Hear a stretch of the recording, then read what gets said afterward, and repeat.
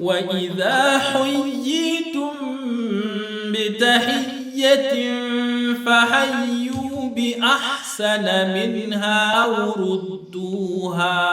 Imana iti nimutorerwa salamu mujye musubiza inziza kurenza iyo babatoreye, nibibananira aw rudduha muzasubize nk'iyo babatoreye. Kuwaitira SMHTV Islam. Bismillah wa salatu wa salamu ala rasulillah wa ala alihi wa sahbihi wa man wala. Ahibbati fillah, uhayyikum bitahiyyatil mu'minin. Assalamu alaykum wa rahmatullahi wa barakatuh. Banje izina rya Allah subhanahu wa ta'ala, shaka umugisha mu izina rye, ndetse nahakana ko nta kindi nkwiriye kubanza uretse Allah mu bikorwa byanje. Nshaka umugisha uturuka ko Allah mu izina rye, we Allah nyiri impuhwe nyinshi, nyiri imbabazi nyinshi. Ndahamya ko nta yindi mana ikwiye gusengwa by'ukuri uretse Allah, nkanahamya ko Muhammadi ari intumwa ye, akaba ari umuvugizi w'Imana hagati yayo n'ibiremwa byayo. Mana komeza umuhundagazeho amahoro n'umugisha byawe, we n'abo mu rugo rwe n'abasahaba be n'abazakurikira inzira yo kuzageza ku munsi w'imperuka. Bavandimwe b'Abayisilamu, uyu munsi nateganyije ko tuganira ku ndamukanyo assalamu. Assalamu ni izina ry'Imana. Imana ni assalamu, Imana ni amahoro. Assalamu bisobanuye amahoro. Assalamu igabanyijemo ibyiciro bitatu. Hari ugutora assalamu ukavuga uti assalamu alaykum. Aho yuvuze ngo assalamu alaykum uhita ubona ithawabu 10. Wavuga uti assalamu alaykum wa rahmatullah, ukaba ubonye izindi ithawabu 10. Wavuga uti assalamu alaykum wa rahmatullahi wa barakatuh, ukaba ubonye izindi thawabu 10 zose zikaba ithawabu 30. Bityo umuyisilamu yahuye na mugenzi we akamutorera assalamu, akavuga ngo assalamu alaykum, atahukana ibihembo 10 byonyine gusa. Wavuga uti assalamu alaykum wa rahmatullah, ugatahukana ibihembo 20. Wavuga uti assalamu alaykum wa rahmatullahi wa barakatuh, icyo gihe ugatahukana ibihembo 30, ithawabu 30. Allah subhanahu wa ta'ala akatubwira ati fa idha huyitum bitahiyya, nimusuhuzwa, nimutorerwa assalamu, fahayyu bi ahsan minha, mujye mwikiriza kurusha uwabatoreye assalamu. Uwabifurije amahoro mujye mwifuriza amahoro, munamurushe, mutore assalamu iruta iyo yatoye. Nakubwira assalamu alaykum, wowe uzamusubiza ugira uti wa alaykumus salamu wa rahmatullahi wa barakatuh. Uzamusubize indamutso y'amahoro na rahma na baraka. Bivuze ngo umuntu iyo agutoreye assalamu akakubwira ati assalamu alaykum, wowe umusubiza ugira uti wa alaykumus salamu wa rahmatullahi wa barakatuh.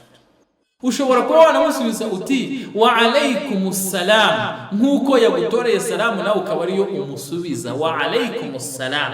Ariko iyo umuruse ukavuga uti wa alaykumus salamu wa rahmatullahi, icyo gihe uba umurushije ithawabu ibihembo 20. Wayitora ukavuga ati wa alaykumus salamu wa rahmatullahi wa barakatuh, ukaba umukoreyeho ibihembo cyangwa se ukamurushije ibihembo 30.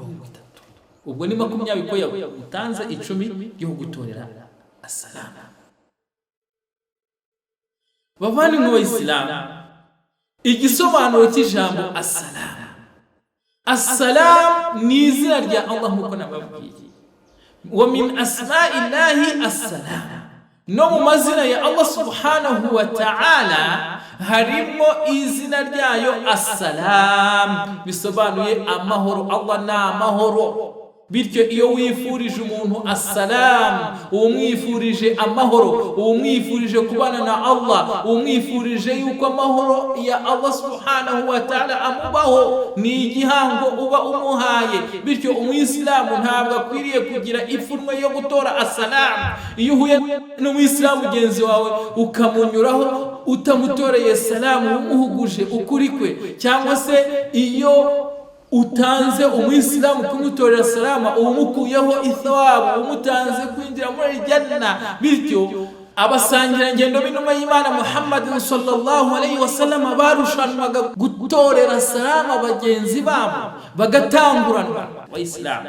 Mu gihe twebwe umuyisilamu aca ku mugenzi we akumva nta n'isoni, akumva nta kintu yamuhuguje, bavana Isilamu. Hari ibintu, hari umuco urimo kugenda uducika, kandi uwo muco ni umuco w'Isilamu wo kwifurizanya amahoro. Kubera iki twakemera yuko uwo muco uducika? Ukajya kubona ugahura n'umuyisilamu mugenzi wawe akagutora assalamu alaikum. Assalamu ni amahoro. None niba uhuye n'umuyisilamu mugenzi wawe ukaba koko umuhaye ayo mahoro bikuye ku mutima, ni gute watinyuka guhura n'umuyisilamu mugenzi wawe nkaho wamutorera salamu ufite wajhi bashasha, umwenyura umeze neza, ukamutorera salamu ukavuga assalamu alaikum wa rahmatullahi wa barakatuh ya akhi kaifa hal, kugira ngo umusuhuze umeze gutyo assalamu alaikum, ubwo se ni amahoro umwifurije? Cyangwa se undi ukajya assalamu alaikum akagutora salamu ahekenyame? Ntabwo ari salamu yungiyo.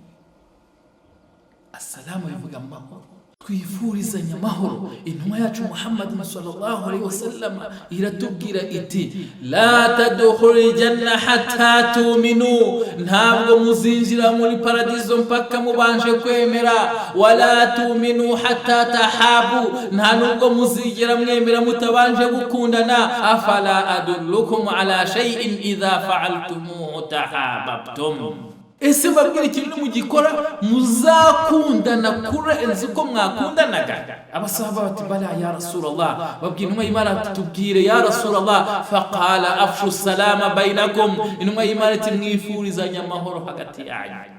Al-Islamu dinu salam, Islamu ni dini ya mahoro. None ni gute wamara kumenya agaciro ka salam wahura mugenzi wawe ukamuca utamwifurije amahoro?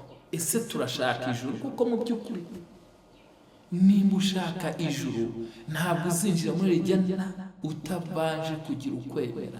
Nta nubwo uzigera ugira ukwemera utabanje gukunda mugenzi wawe. Nta nubwo uzigera ukunda mugenzi wawe utaramwifuriza amahoro. Bityo Imana iti afala adullukum ala shay'in idha fa'altumuhu ta'abbtum, ese babwira ikintu ni mugikora muzarushaho gukundana.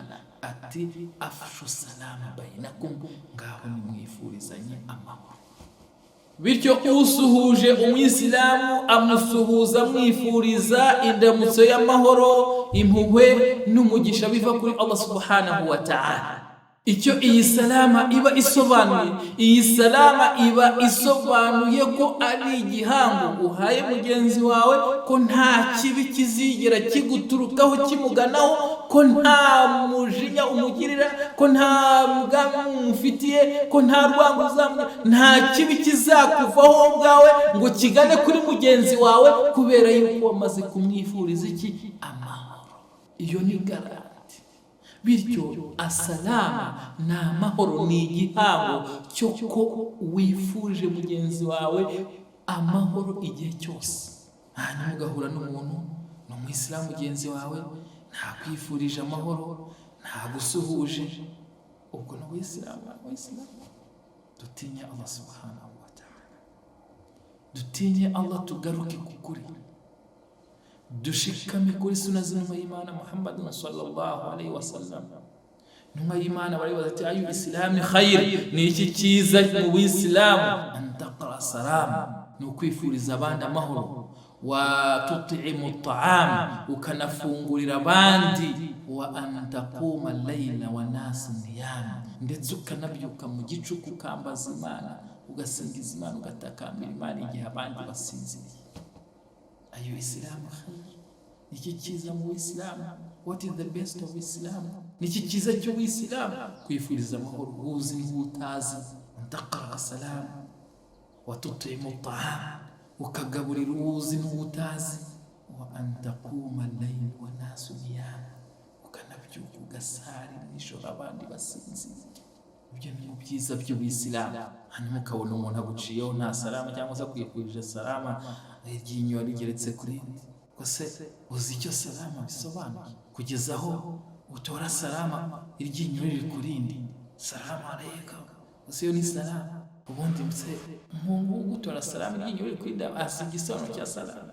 Hukumu ya salama, Allah subhanahu wa ta'ala muri suratu Nisa isura ya 4 umurongo wa 86 aratubwira ati wa idha huyitum bitahiyya, nimusuhuzwa mukaramutswa, fahayyu bi ahsan minha, nimusuhuzwa muzasubize indamutso irenze iyo mwahawe, nibibananira muzayisubize nk'uko mwayihawe. Wa idha huyitum bitahiyya fahayyu bi ahsan minha aw rudduha, nimunanirwa gusubiza irenze iyo mwahawe muzasubize nk'iyo mwahawe byose. Naho hukumu ya salama, gutora salama ni mustahabba, naho kuyikiriza ni wajib.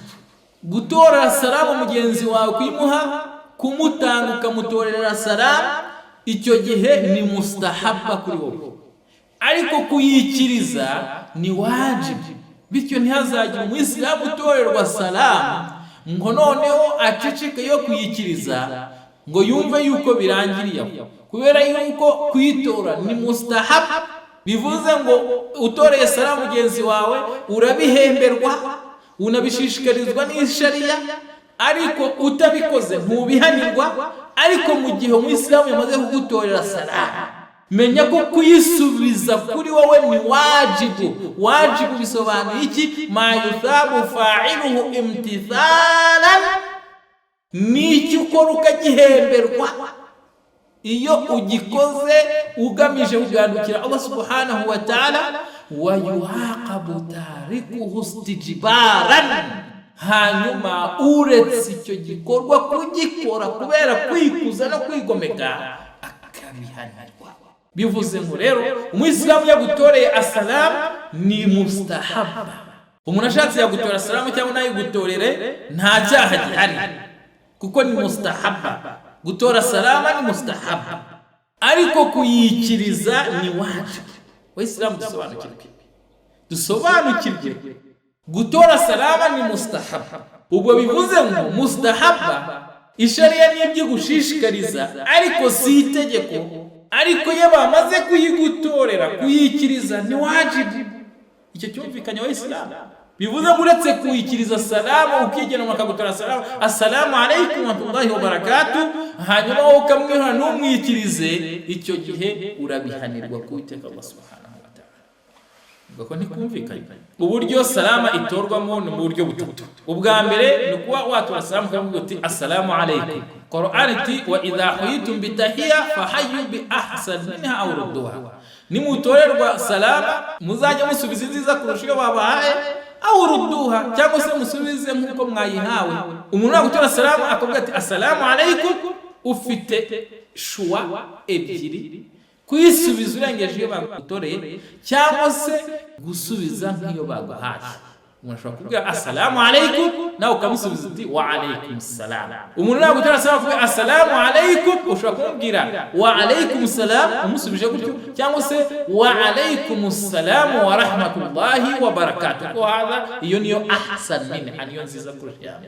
Nawe nagutora salama akakubwira ati assalamu alaykum wa rahmatullah, ubwo uzamusubize uti wa alaykum salam wa rahmatullahi, ubwo ni ukumusubiza nk'uko yiguhaye, cyangwa se usubize irengeje yo guhabwa uti wa alaykum salam wa rahmatullahi wa barakatuh. Ubwo ni bwo buryo butatu bwo gutora salama. Uburyo bwa mbere ni kuba watora salama assalamu alaykum, ubwa kabiri ni assalamu alaykum wa rahmatullah, ubwa gatatu assalamu alaykum wa rahmatullahi wa barakatuh. Muri ubwo buryo butatu rero, uburyo bwa nyuma bwa gatatu nibwo bwiza kurusha ubundi, ni nabwo ubona ibihembo byinshi kurenza ubundi, bityo duharanire gushakisha ibihembo byuzuye ku Uwiteka Allah subhanahu wa ta'ala. Ikindi nuko dukwiriye kujya twifurizanya amahoro kandi tukayifurizanya tumwenyura mu buranga bwacu, nta mujinya, nta kindi kiri inyuma uretse kwifurizanya amahoro. Wa idha huyitum bitahiyyatin فحيوا بأحسن منها أو ردوها. Imana iti nimutorerwa salamu mujye musubiza inziza kurenza iyo babatoreye, nibibananira aw rudduha muzasubize nk'iyo babatoreye. Ilahuna, aha niho ducumbikiye isomo ryacu. Mwari kumwe n'umuvandimwe wanyu Sheikh Musa Habarurema. Assalamu alaikum wa rahmatullahi wa barakatuh. Kuwaitira SMH TV, Islam.